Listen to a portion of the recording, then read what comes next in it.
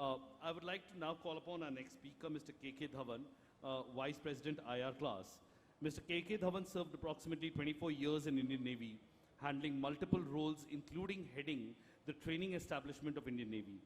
He successfully handled the position of Project Director of 15A class destroyer, the biggest warship, second only to aircraft carriers. He also served the Naval Dockyard at Mumbai and played a crucial role in setting up the dry dock department. He handled various responsibilities at Naval Dockyard Visakhapatnam, Directorate of Naval Design, as well as WOT Kolkata. In 2006, he became the first naval officer in India to join a classification society and gained significant experience in survey of all types of vessels. He is actively engaged with the Ministry of Port Shipping and Waterways, IWAI, towards drafting and development of IV Act 2021 and interacted with various stakeholders in getting the IV Act accepted. He was part of the IWAI team which visited DST Germany for reviewing low-draft inland vessel designs and maintains regular liaison with various state governments towards development of inland waterways. Mr. Dhawan, over to you. Thank you.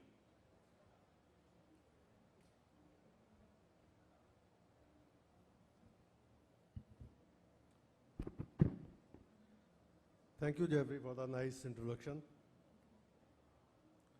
Dr. Madhini Shankar Madam ji, dignitaries on the dais, ladies and gentlemen, good afternoon to all. I'll be just covering up my presentation on giving slight brief on Indian Register of Shipping, the rule development, what we are doing, what our experience is in the vessels sector, IV Act 2021, and draft IV rules, what surveys have to be carried out, and safety of inland vessels, the proposal which we give, and the conclusion. IRS was formed by Government of India. Next slide. IRS was formed by Government of India through a cabinet decision 1974 as a public limited company to provide services to maritime and allied services. It's not for profit organization and does not receive financial grant from any source. Next slide. It has been recognized as top 10 classification societies by Yardsist, got a Samudra Manthan award from last 3 years continuously, and we are chairing the IX group on quality policy, safety panel, and general policy group, which are the most important groups in IX. IRS received the European Union recognition in 16, and 2020 during COVID time, the best thing happened, we got US Coast Guard recognition also. Our Executive Chairman, Mr. Sharma, had chaired the IX from 1st July 2019 to 30th June 2020. Next slide, please. IRS is the IRS is the recognized organization by Government of India for assigning load lines, carrying out ISM, ISPS audits, MSC certificates, even auditing of the companies which recruit seafarers, RPSL companies, and the Department of Scientific and Industrial Research, Government of India has recognized IRS as R&D organization. Rule development, IRS is doing rule development of all types of vessels, including inland waterways, and most importantly now with the LNG fueled vessels coming up, methanol fueled vessels, battery powered vessels are coming up. We have also developed the rules for those. Guidelines have been simulated and formed. Next, please. Next.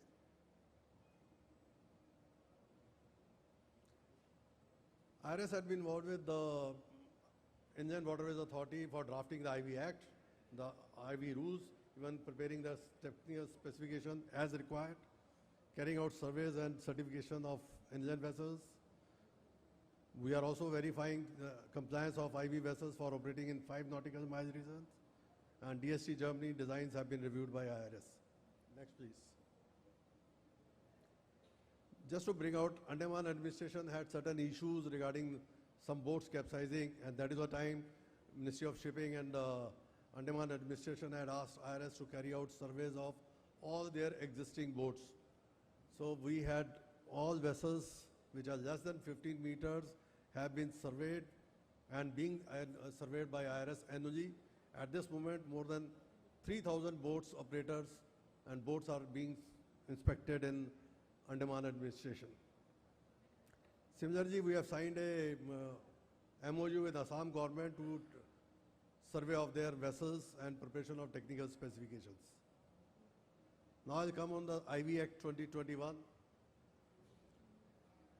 IV Bill 2021 was introduced in Lok Sabha in July 22nd, 2021. It replaced the existing IV Act of 1917. The Act provides the regulations for inland vessel navigation by states, including the registration of vessels, safe carriage of goods and passengers. The bill sought to introduce a uniform regulatory framework for inland vessels navigation across the country. The best part of this act is that any vessel can be registered in any part of the country, and it need not to register anywhere in India. It can operate from J&K to Kanyakumari. The Act of Parliament received the assent of President of India on 11th of August 2021, and IV Bill 2021 became IV Act. The basic objectives of IV Act was it was to promote, ensure and provide and regulate economical and safe transportation and trade through inland waters. There was a necessity to have a uniformity in law. Navigation safety was a concern which has been introduced. Protection of life and cargo has been, special attention has been given. Because of Namami Gange and other projects coming up, it was felt necessary that we should have a prevention of pollution also be included in the Act itself. More so, this Act also brings transparency and accountability for all administrations in the intention that IV Act will be formed and applied by the state government as per the existing machineries which are functioning. This also strengthens procedures governing in inland vessels, their construction, survey, registration, manning and navigation, etc. Advantage of IV Act is, generally it is an integrated vessel movement throughout waterways, inland and coastal, uniformity in law and standardized provisions. The provisions is that central government is going to make the draft rules, which I'll cover up subsequently, and state governments are going to implement all those rules. There is a big step in IV Act has been taken to develop a e-portal. That means there is already work has started. Ministry of Shipping has and given the work to the agency to carry out the e-portal framework, in which the surveys can be done, the registry of the vessel, everything can be done online. Some of the issues brought out by Captain Sanjay Sharma will be addressed as and when this e-portal gets implemented. Concerns towards safety and pollution and control norms have been addressed very satisfactorily. For the first time, retrieval of wreck and salvage norms have been specified. Provisions have been made for use of new and special category vessels. You see, our intention had been this IV Act. Changing an act takes quite a lot of time. So we should make act in such a fashion that at any given time we can come out with the rules and we need not to amend the act. That is the philosophy which has been formalized for formalizing this act. We have also taken into account this time for standardized training and capacity building for inland waterways. That also gets covered.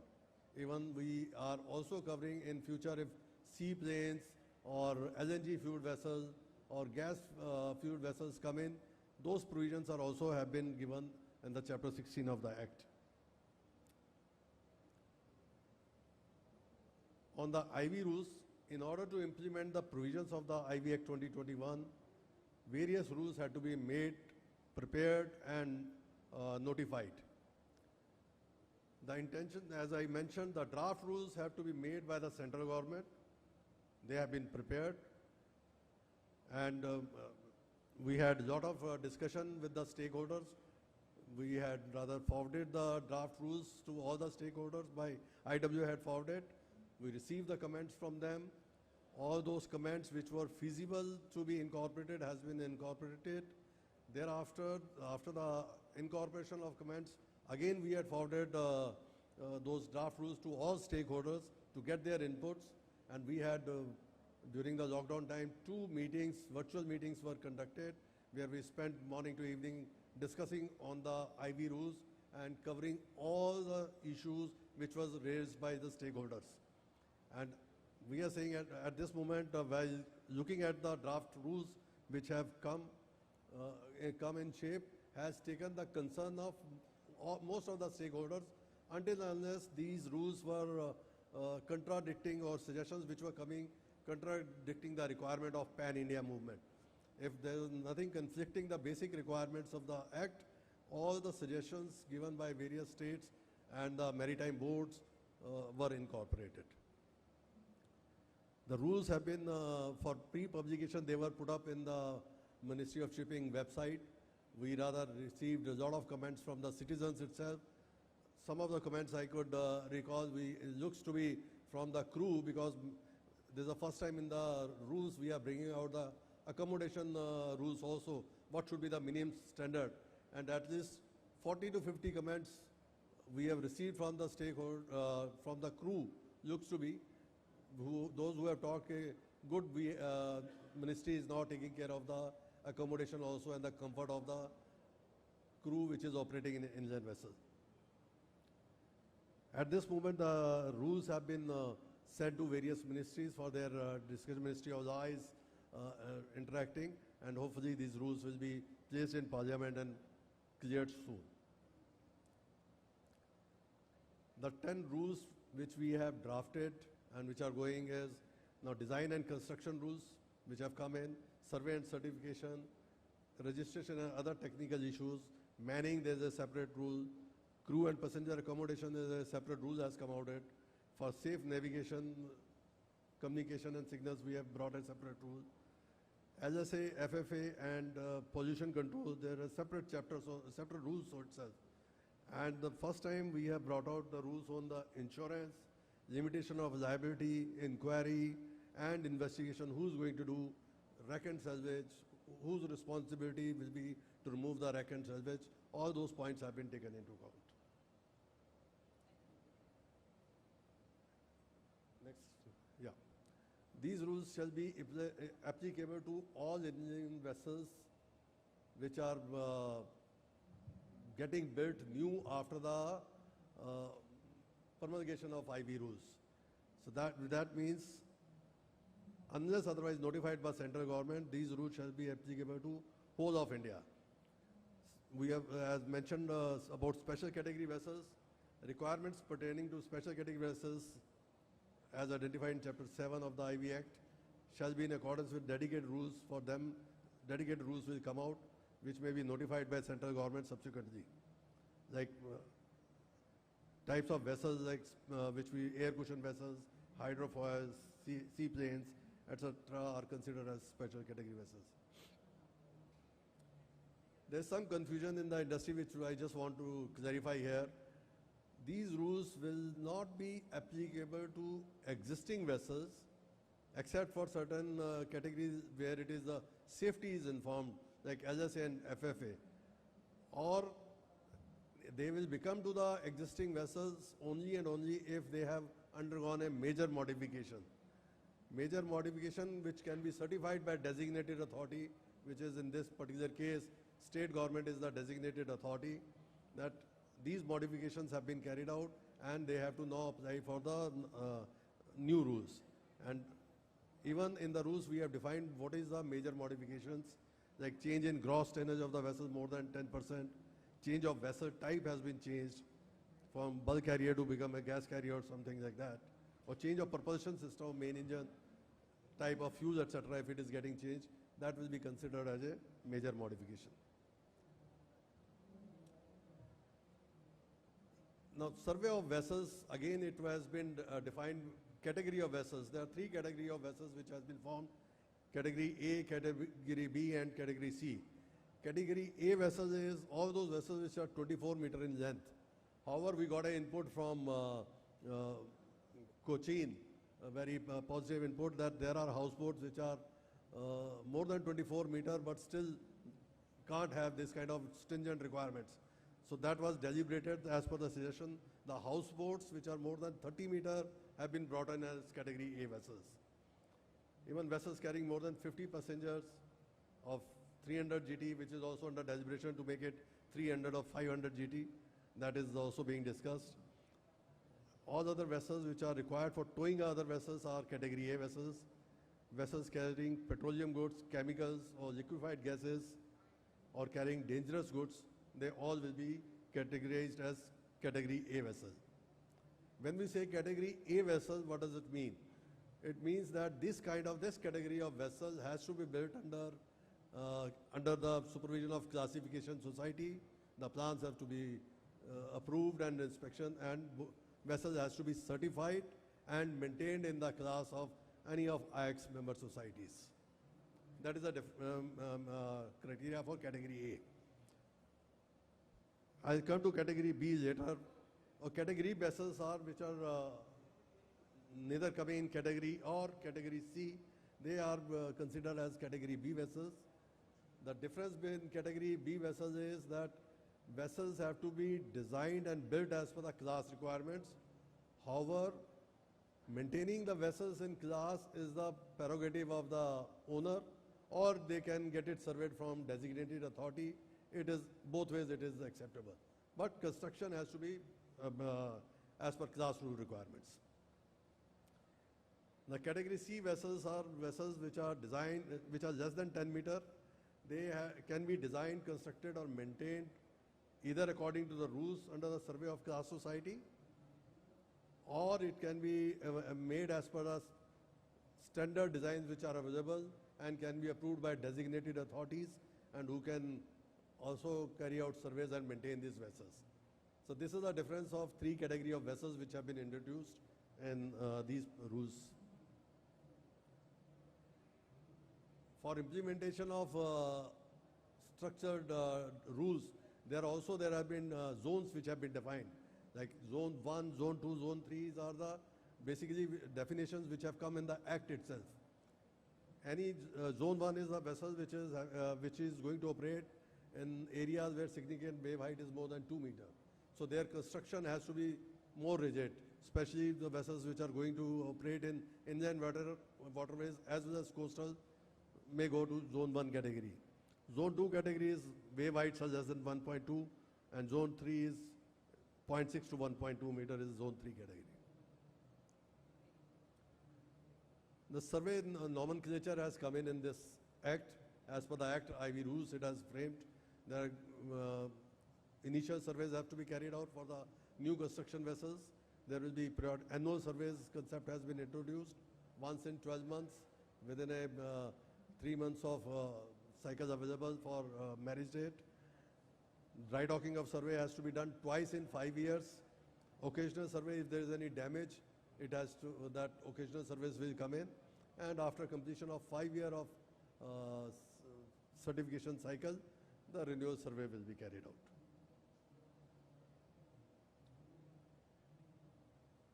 Safety of inland vessels is the prime concern which has been considered in this act as well as the rules.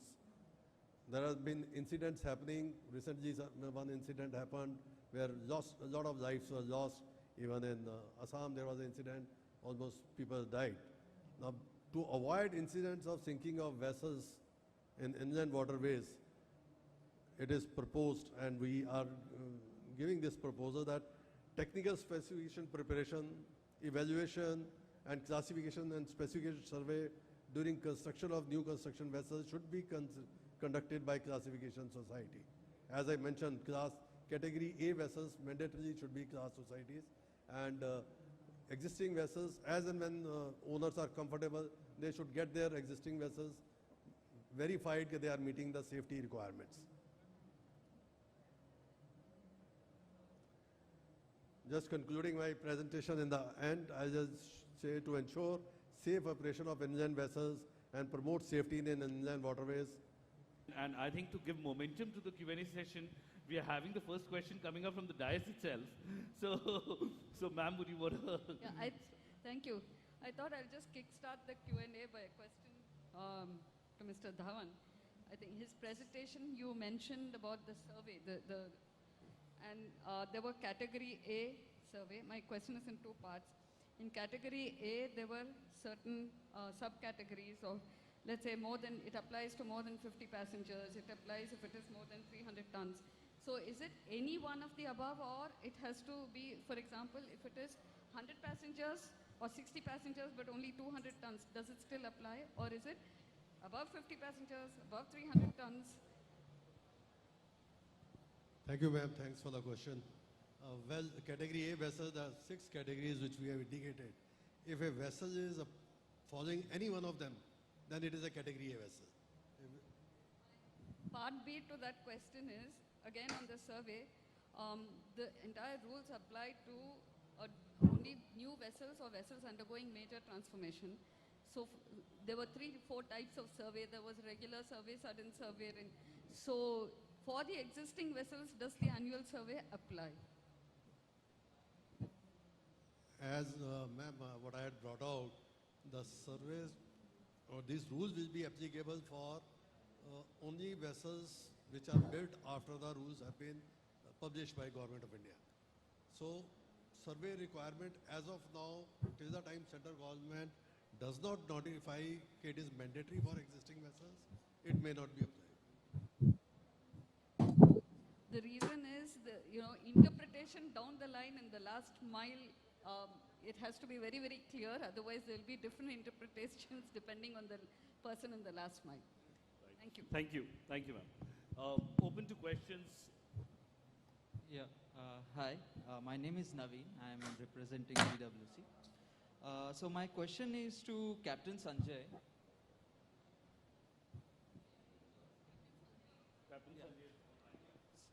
Yeah, I can hear it. Yeah, I can.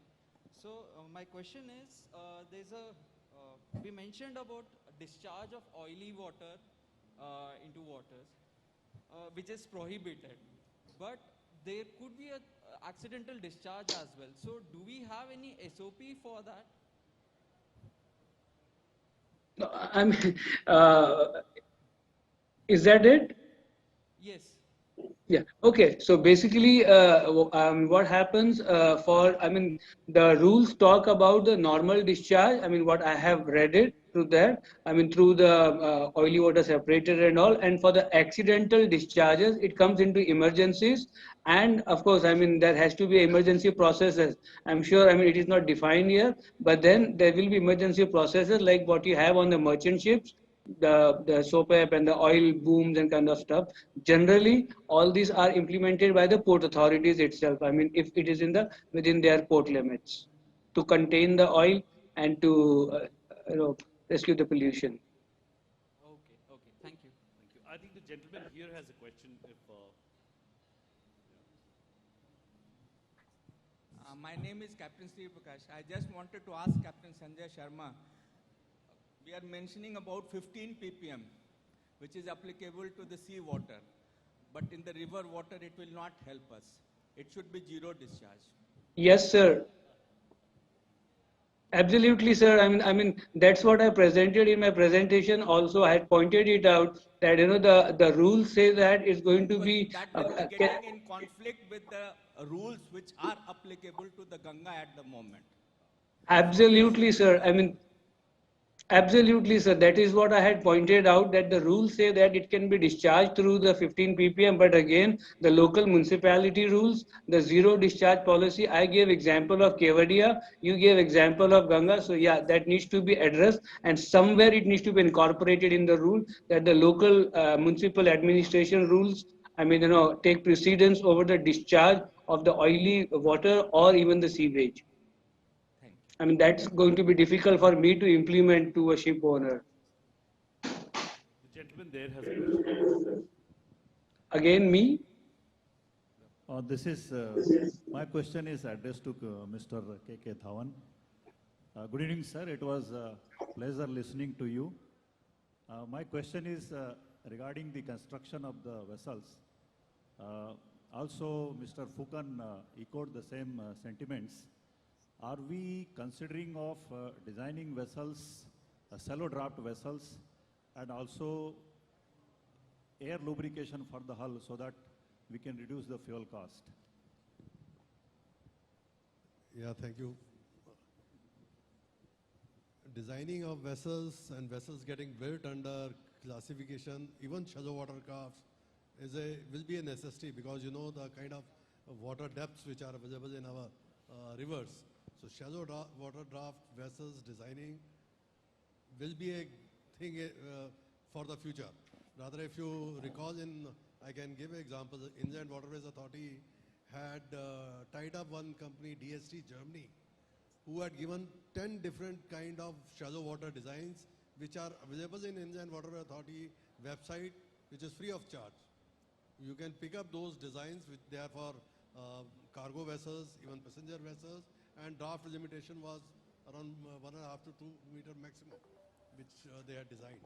So shallow water drafts, designed vessels, and more so those DST Germany designs which are there in the IWA website are already approved by class.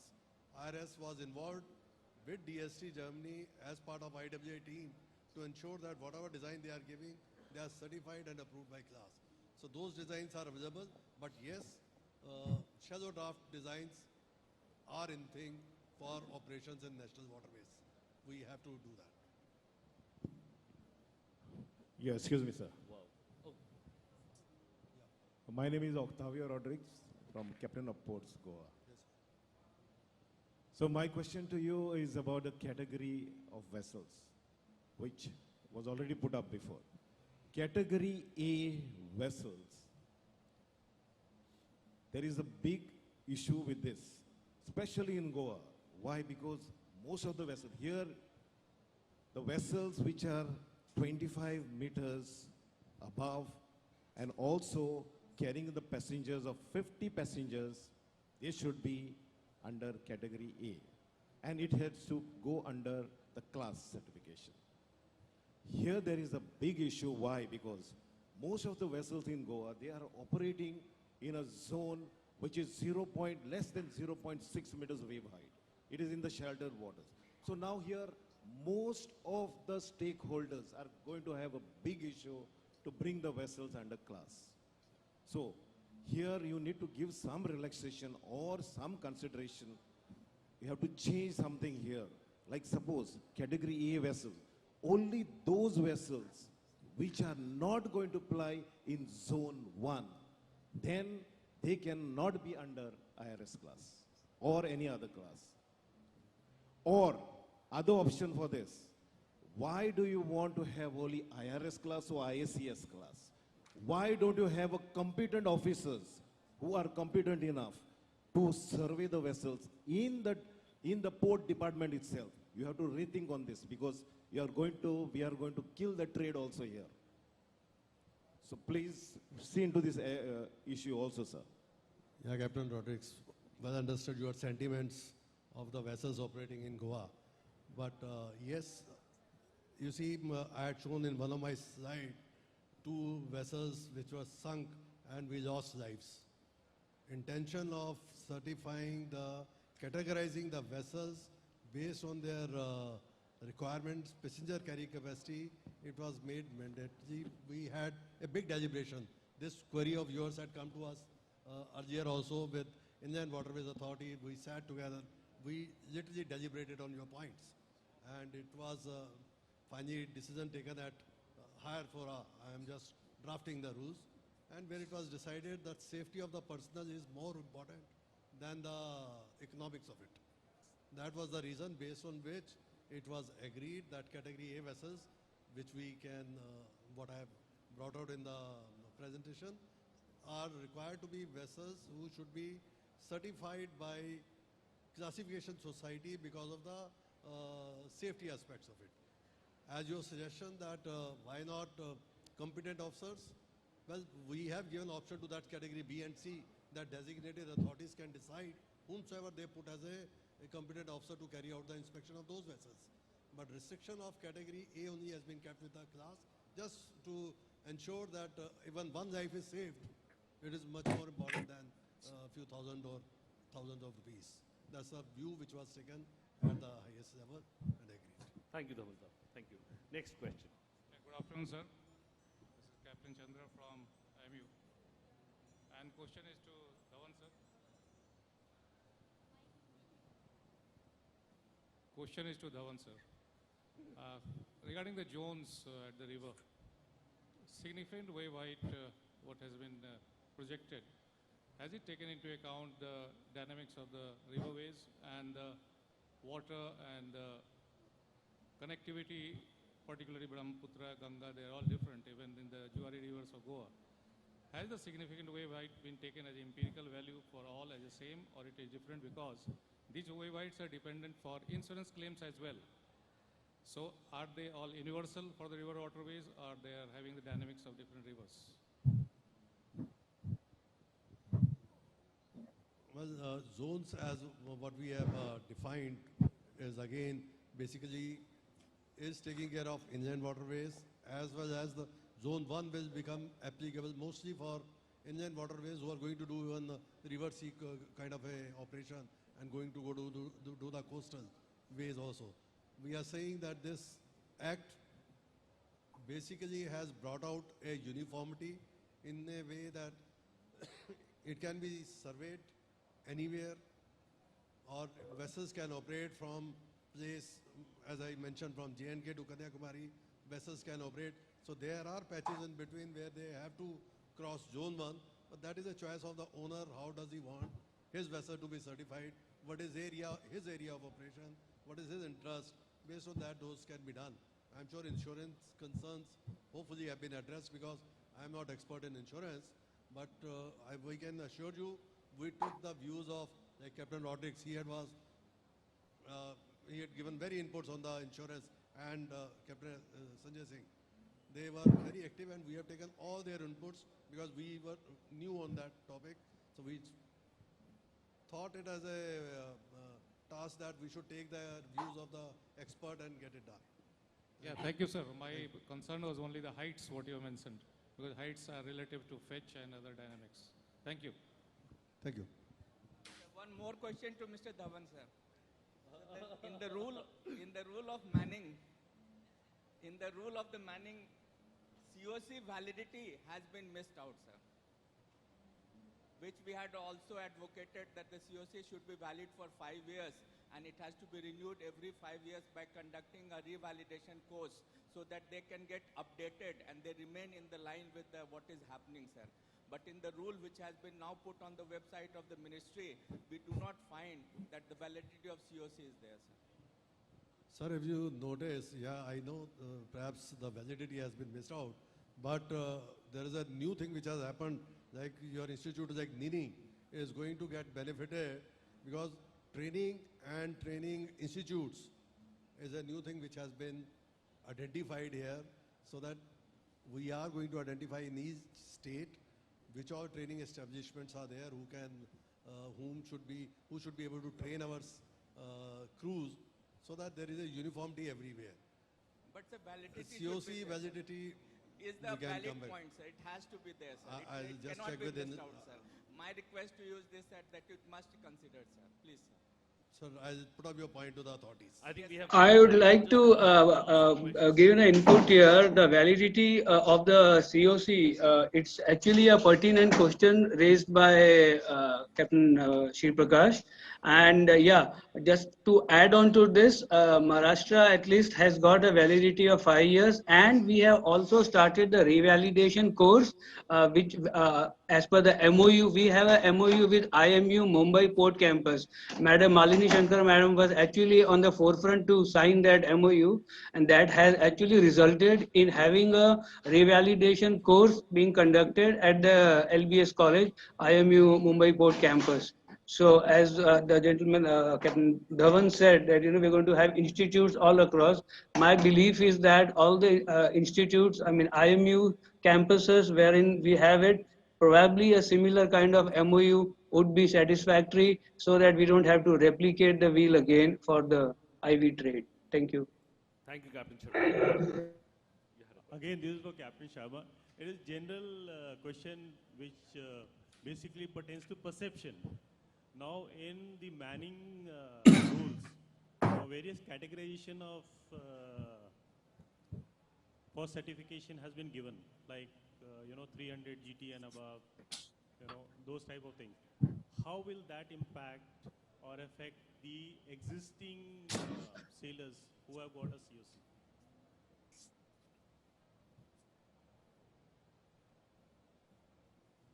Well, the manning, in fact, that is an anomaly which has been corrected, because if you see the old rules, it was again the deck side was also, certified. Rather, the categories, the first class master, the second class, and the sarang and all, they were categorized on the basis of the horsepower, which was an anomaly, because deck side generally you go with not with kilowatts or horsepower, but with the GT of the vessel. So that anomaly is presently, addressed, and there will be no new reinventing of the wheel. Same thing is going to be implemented on the IV, the existing IV vessels and the new build. So as far as the certification is concerned, it's going to be same thing. It's going to be carried forward accordingly.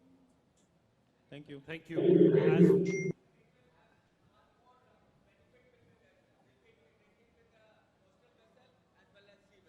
So that will help us. That will not be impediment to that, sir. But that will help us, our boys, to get integrated with the coastal vessel and finally with the sea. So that will be progression in the carrier. So that inland vessel was left alone. That will not be the case now. That inland vessel is now getting integrated with sea and the coastal vessel. So that will be benefited, sir. Thank you. Thank you. An engaging Q&A session, I must say, and I think it really added a lot of value to all of us. Can I end with another question, this Yes, time for please. Mr. Rakesh? Mr. Rakesh Singh, is he online? Yes, madam, I am online. Yes. Okay. Do you see the possibility of the third-party insurance developing into a mutual insurance in this sector?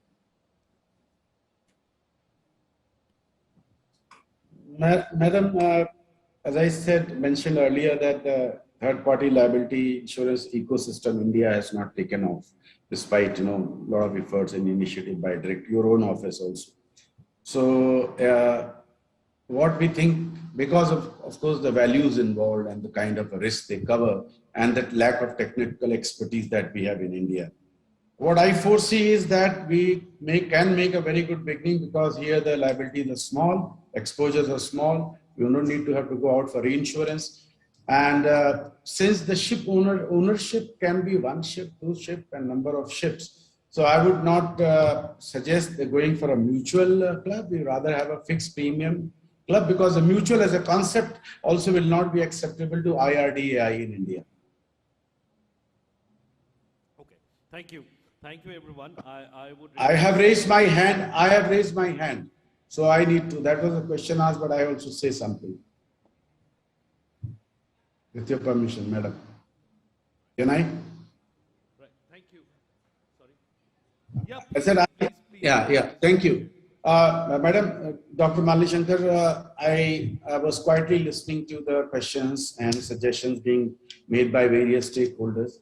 And I thought I would not say anything, but I finally, as a real stakeholder, the representative of ship owners, needed to say something to everyone and make this very humble submission to everyone. I know the training institutes want to train boys. The certificate of competency or not, certificate of competency shall have a 5-year validity, and there should be a revalidation course. Whether IMO wants it for STCW or not, but we want a revalidation course. IRS and classification body wants to approve every plan. The state bodies are no more competent to approve the plans. So with all that, my request is that the regulatory outreach, I hope it doesn't kill the industry. And I am a trade body representative, so I'll not mince word, because we all here because of the trade and not other way around. Particularly for category B vessel, we have given this submission also to the ministry, that category B vessel, the existing as well as the new vessel, would probably have a slow death because of the requirements that have been projected in the draft rules. Thank you. Thank you for sharing your thoughts, sir. I'm sure those thoughts would provoke a lot of thought amongst all of us, and we'll definitely spend that time that such a thought deserves. With the end of the Q&A session, I would request Dr. Malini Shankar to share her concluding thoughts. Just a quick announcement in between that subsequent to this particular session, we also have a cultural program at 5 p.m. in the Brahmaputra Hall. So request all of you to join that. And that will be for about 45 to 50 minutes. Subsequently, there'll be dinner at 7 p.m. Ma'am, thank you, and please share your concluding thoughts. Thank you very much. I think it's been I'm very heartening to see the level of participation and the interest that has been evinced in this session. And I'm going to sum up by telling that we had, the whole gamut was covered.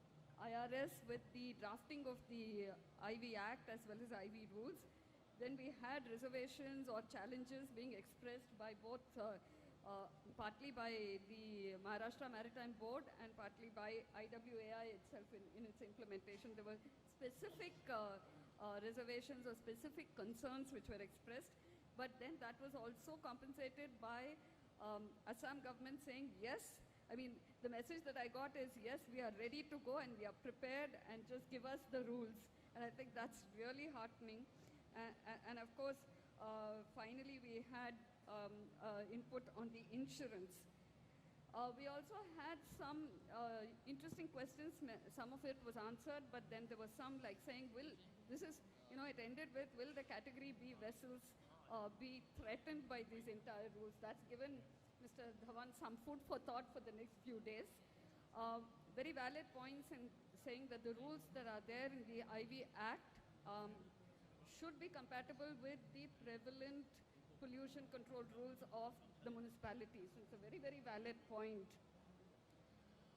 I would like to, after all, this whole equation is balancing safety with, balancing costs.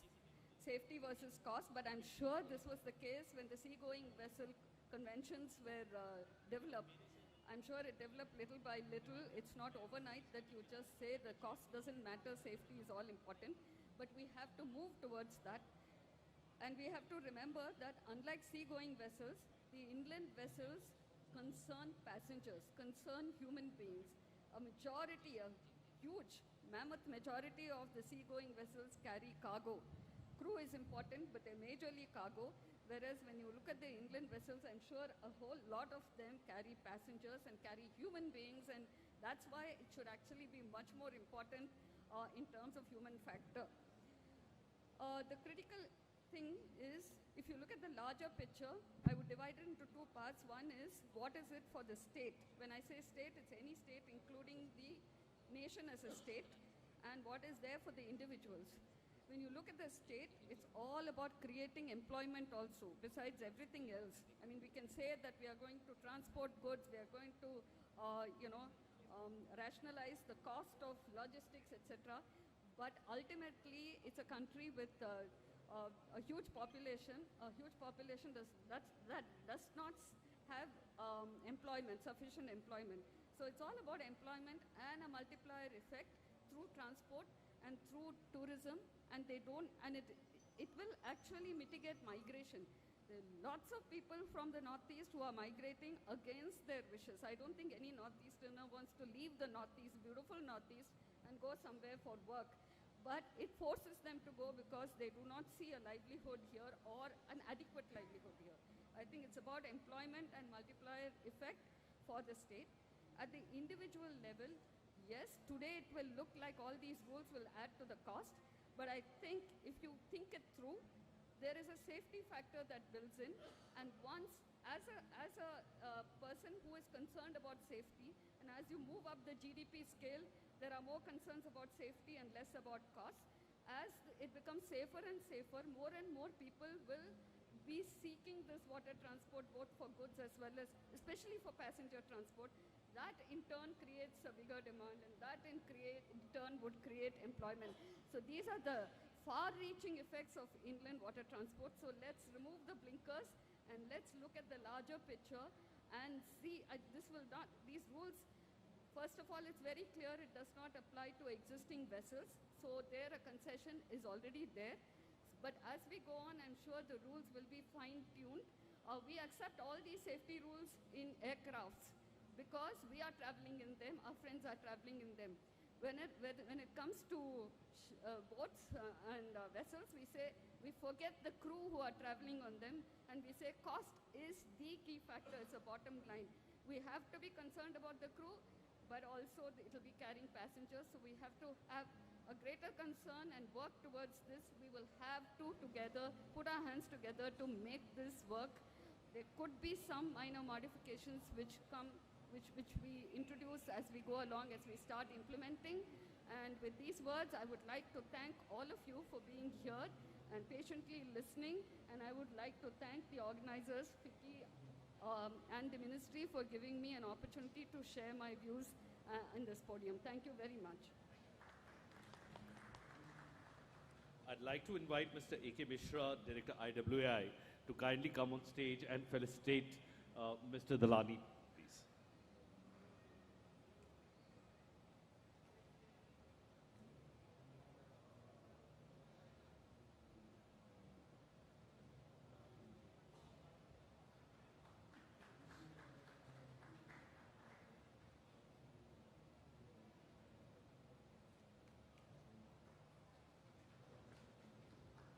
Thank you, sir. One last request, if I could invite Mr. Ashutosh Gautam, Member Technical and Member Traffic and Logistics, to also join us for the group photograph. Thank you.